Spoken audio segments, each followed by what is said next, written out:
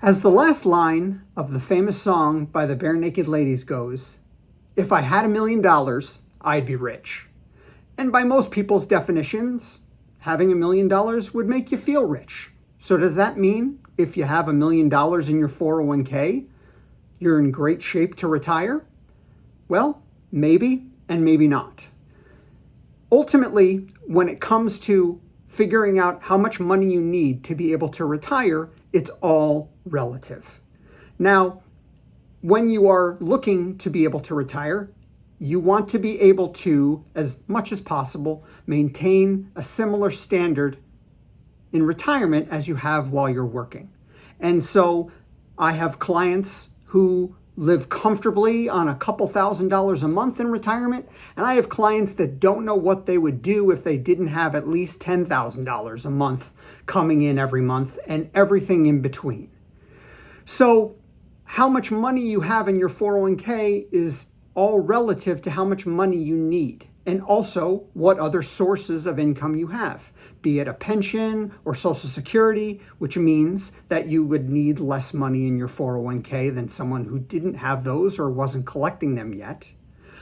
But it's still a really good goal to have because everyone needs something to shoot for. And so there are people that don't need $1,000,000 in their 401k, and there are people that need a whole lot more than $1,000,000 in their 401k in order to be able to retire comfortably. It's a good goal to have because it gets you on the right path, which is making sure that you are saving in that 401k through your employer regularly and consistently and in as large of a fashion as possible.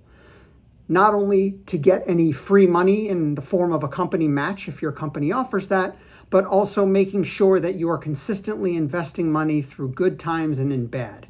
Because as the saying goes, when it comes to investing, it's all about time, not timing. And never is that more true in the 401k. And it's amazing how quickly those things can add up if all you're doing is investing for growth and saving on a regular basis in as high of a percentage fashion as possible. So I don't care what Susie Orman says, where you need to have at least $1,000,000 in your 401k, because it's taken completely out of context. Ultimately, you need to look at your specific circumstance to figure out whether or not that is going to be more than enough, just enough, or nowhere near enough.